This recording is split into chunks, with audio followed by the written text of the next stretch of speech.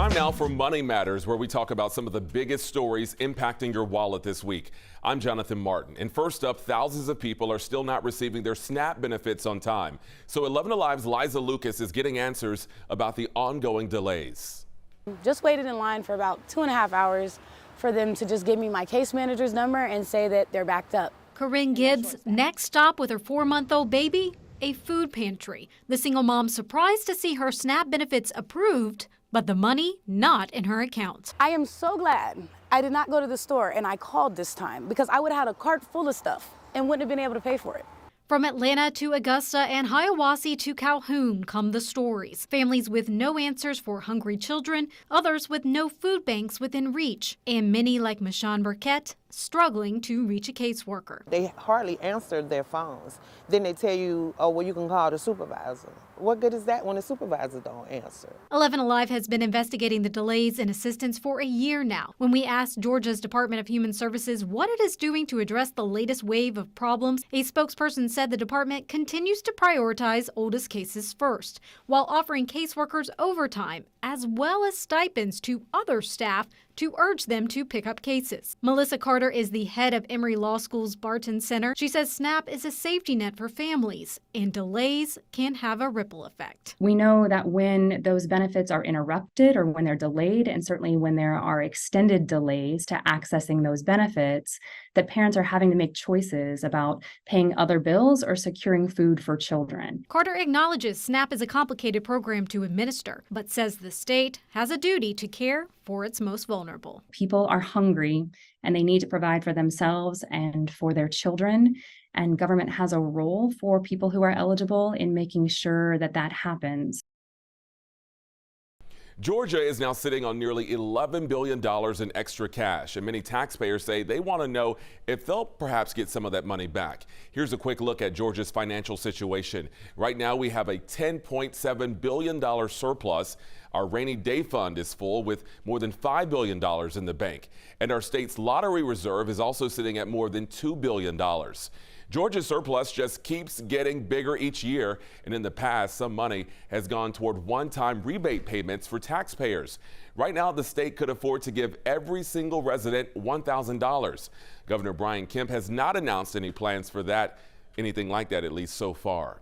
Have you ever heard of quishing? Well, it's the latest scam that the Better Business Bureau wants you to know about. It's when scammers use QR codes to rip you off.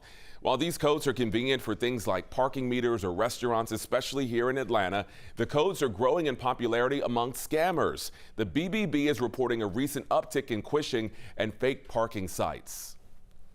A, you haven't actually paid for the parking, so you could end up with a ticket or being towed. And B, it could actually end up leading to malware being downloaded onto the site there. And then C, you're dealing with possible future identity theft. Cryptocurrency ads and romance scams are also other popular methods for quishing. So before you become the next victim, here's what you can do to protect yourself from going to a fraudulent site. Look for tampering on signs with QR codes, like stickers on top of a sign, and check the URL when you scan the code. The BBB also says QR code scanner apps can also help identify some of the fake sites. We've been talking about it for more than a year now. High inflation is impacting just about everyone's wallet, but it's also having an impact on your finances for the years to come. High inflation forces long-term costs in our society and economy in a really big way. Now, according to the Federal Reserve Bank of Cleveland, high inflation causes consumers to invest less, negotiate wages more often, and devote time and energy to coping with rapidly rising costs and prices. Now, inflation has fallen from the 40-year high of 9.1% in June of 22, but at 3.7% in September, that's still above the Fed's 2% target. So here are some of the hidden long-term costs of high inflation. First, reduced wealth. To deal with high prices, people hold on to more cash and keep less money in a stock or mutual fund that could be invested and growing elsewhere. Next, sticky wages and prices. If your employer won't raise your pay along with higher cost of goods, you lose your purchasing power and retailers lose out on your money, cutting into their profits. Now, this could also force businesses like gas stations and grocery stores to raise their prices if people are buying less. And finally, lenders can fall behind as interest rates may not keep up with inflation. So this means some institutions may be holding back on lending money. If you shop with an in-store credit card, your pocketbook is likely getting squeezed even more. New data shows the annual percentage rate on the average retail credit card is hitting a new record high just as the holiday season approaches. Bankrate shows the APR on store-branded cards is right at 28.9%, and that is up from 26.7% just last year. So that means if you finance a $1,000 purchase at that rate and only make the minimum payments, you'll be in debt for 50 months.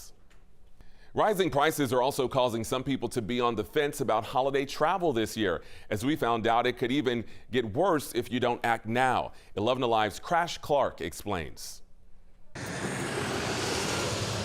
Well, they should be expecting high prices. Nobody wants to hear that, but Lawton Roberts with Country Place Travel in Snellville says if you want to travel for any of the holidays this year, you can expect to pay the same as last year's record high prices. I don't see prices coming down. I haven't seen them coming down. They're high. That's the bottom line. Just how high? We checked 4 different airlines for a morning flight to Denver, leaving on December 22nd and coming back on the 26th. An 8 a.m. flight on Delta will cost you $752. A connecting flight on American, $683. $718 on Southwest, and the best deal we could find was $305 on Frontier, but that includes a connection, a red-eye, and a lot of moving parts. The high prices are beginning to squeeze some people out of the travel market. Lawton told us he's getting calls from families who are interested in a trip, but when they find out the price of airfare, they decide to drive instead. It's something nobody wants to do, but if you're talking about saving $1,000 to $2,000 for a family by driving, then they're willing to do it. And Lawton also warns that what's going on right now in Israel and the Middle East could push prices even higher before the holidays. If it gets worse, I do see the price going much higher. And as crude oil prices go up, airfares go up.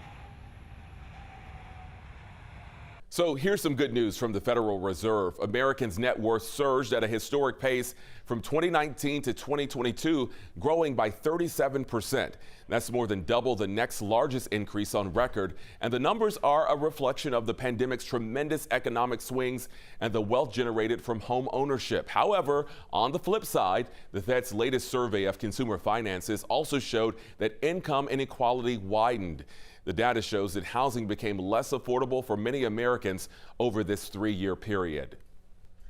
Nearly 3,000 Morehouse men are getting a clean slate as the National Union for Debtors teams up with the college to cancel $10 million worth of student debt. 11 Alive's Teresa Bowles explains how you can find out if your debt could be wiped out too.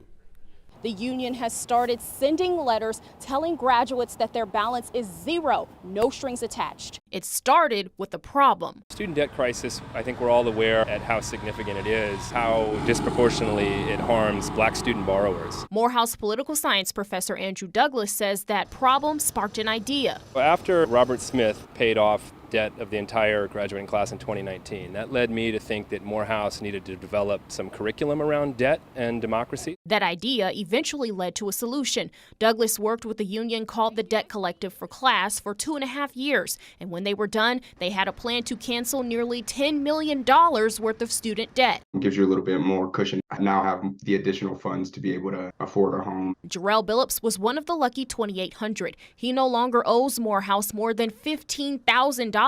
When he got the call, he couldn't believe it. I actually was getting ready to hang up the phone. I was like, yeah, I'm good. Have a great day. And then he was like, no, just hold on. And it comes just in time as the pause on student loan debt was lifted this month. In the wake of COVID, graduates are experiencing financial hardships, and now they have to pay back debt for the first time in more than 3 years. While Billups still has federal student loan debt, he says this certainly helps. You hit the workforce and now you're inundated with an amount of debt that would equal, another mortgage. Not only does it stop you from being able to continue your education, but affects your credit. Through the Rolling Jubilee Fund, Morehouse College sold the debt to debt collectors for pennies on the dollar. Then the union got rid of it. There's no paperwork involved. If you graduated fall 2022 or before, you could be like Billups. Some of the eligible accounts go as far back as the 90s. Douglas says he wants to help as many students as he can. I hope we can do it again at other schools. I hope the federal government provides more relief so that we don't have to depend on private philanthropy. In Atlanta, Teresa Bowles, 11 Alive News.